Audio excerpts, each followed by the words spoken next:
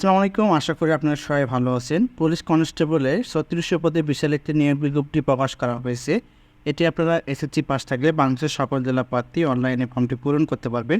এছাড়া কবে থেকে আবেদন শুরু এবং শেষ কবে এবং এই আবেদনের বয়সসীমা কত, এই সকল বিষয় নিয়ে এখন আলোচনা করব। ভিডিও শুরু করার আগে আপনাদের কাছে ছোট্ট একটা রিকোয়েস্ট থাকবে, আপনারা আমার চ্যানেল নতুন হয়ে থাকলে অবশ্যই আমার চ্যানেলে একটি সাবস্ক্রাইব করে নেবেন এবং এই ধরনের সরকারি এবং বেসরকারি চাকরি নিয়োগ বিজ্ঞপ্তি ভিডিও নোটিফিকেশন সবার আগে পেতে আমার চ্যানেলে বেল আইকন বাটনটি ক্লিক করে রাখবেন। ফেসবুক পেজ থেকে দেখে থাকলে অবশ্যই পেজটাকে একটি ফলো করে দিবেন। চলুন ভিডিও শুরু করা যাক। প্রথমে দেখব নিয়োগ বিজ্ঞপ্তি। 10 রিক্রুট কনস্টেবল পদে নিয়োগ বিজ্ঞপ্তি প্রকাশ করা হয়েছে। প্রথমে আলোচনা করব প্রার্থীর যোগ্যতা।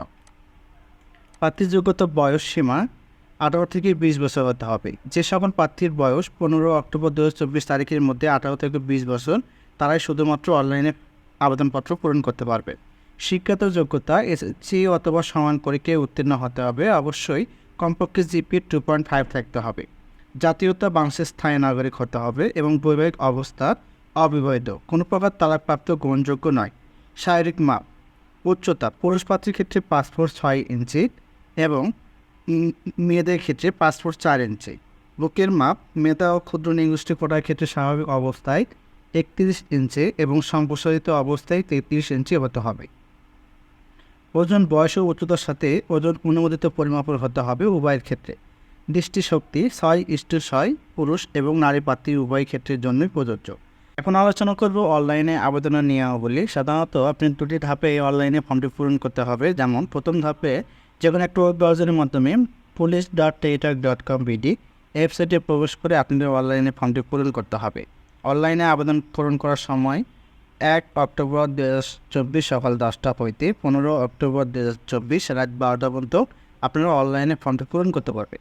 আবেদন ফর্ম পূরণ করার পর সেখান থেকে আপনারা একটা প্রাপ্ত ইউজার আইডি পাবেন। সেই ইউজার আইডি দিয়ে 48 ঘন্টার মধ্যে টেলিটক প্রিপেইড মোবাইল নম্বরের মাধ্যমে 40 টাকা সার্ভিস টেলিটক সার্ভিস চার্জ সহ অনলাইন ফি জমা দিতে হবে।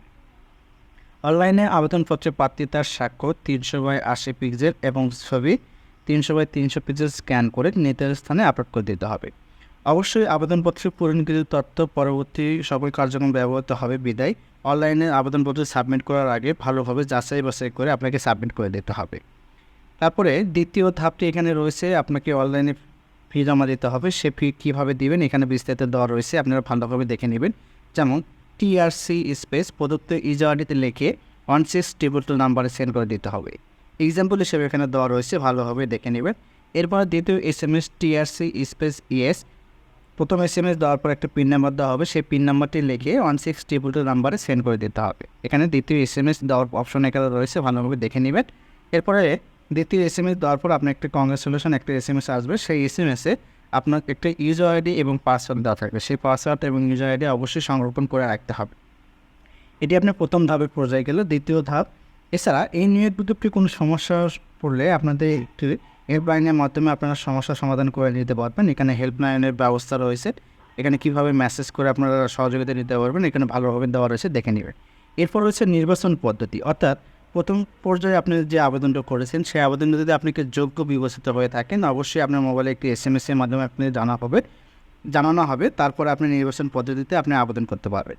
নির্বাচন পদ্ধতিতে অনলাইন ফি বাবদ এখানে টেলিটক সার্ভিস চার্জ সহ 120 টাকা ফি জমা দিতে হবে। এবং দ্বিতীয় ধাপে কীভাবে আপনি SMS-এর মাধ্যমে ফি জমা দেবেন এখানে পদ্ধতি দেওয়া রয়েছে, দেখে নেবেন।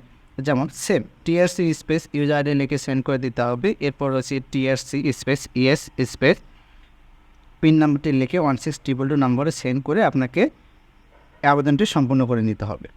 তো এরপরে আমরা দেখব আপনার জেলার ভিত্তিক কোন কোন জেলায় কত তারিখে লিখিত পরীক্ষা এবং মৌখিক পরীক্ষা এবং শারীরিক মাপ কাগজপত্র যাচাই বাছাই শুরু, এইখানে সেই বিস্তারিত দেওয়া রয়েছে, এগুলো ভালোভাবে দেখে নেবেন। দেখেন এখানে রয়েছে জেলার নাম, এরপর রয়েছে শারীরিক মাপ কাগজপত্র যাচাই বাছাই তারিখ সময় সব এখানে উল্লেখ করা আছে। এরপর লিখিত পরীক্ষার তারিখ, এরপর রয়েছে মৌখিক পরীক্ষা। অবশ্যই আপনারা এই জিনিসটা ভালো করে সবাই দেখে নেবেন। এই নিয়োগ বিজ্ঞপ্তির লিঙ্ক আমার ভিডিও ডিসক্রিপশনে এবং প্রথম কমেন্টে দেওয়া রয়েছে, আপনারা সেখান থেকে ডাউনলোড করে ভালোভাবে আপনারা বিস্তারিত দেখে নেবেন। তো এই ছিল আজকের ভিডিও। আমার এই ভিডিওটি যদি ভালো লেগে থাকে অবশ্যই আমার চ্যানেলে একটি সাবস্ক্রাইব করে নেবেন। আমি আবারও বলছি, আপনারা আমার চ্যানেলে নতুন হয়ে থাকলে অবশ্যই আমার চ্যানেলে সাবস্ক্রাইব করে এই ধরনের সরকারি এবং বেসরকারি চাকরির নিয়োগ বিজ্ঞপ্তি ভিডিওর নোটিফিকেশন সবার আগে পেতে আমার চ্যানেলের বেল আইকন বাটনটি ক্লিক করে রাখবেন এবং ফেসবুক পেজ থেকে দেখে থাকলে অবশ্যই আমার পেজটিকে ফলো করে দিবেন আর ভিডিওটি ভালো লেগে থাকলে বন্ধুদের কাছে শেয়ার করে দিবেন। আমি আবারও বলছি, এই নিয়োগ বিজ্ঞপ্তির লিঙ্ক ভিডিওর ডিসক্রিপশন এবং প্রথম কমেন্টে দেওয়া রয়েছে, সেখান থেকে ডাউনলোড করে আরও ভালোভাবে বিস্তারিত দেখে নেবে। ভিডিওটি সম্পূর্ণভাবে দেখার জন্য আপনাদের সবাইকে ধন্যবাদ। আসসালামু আলাইকুম।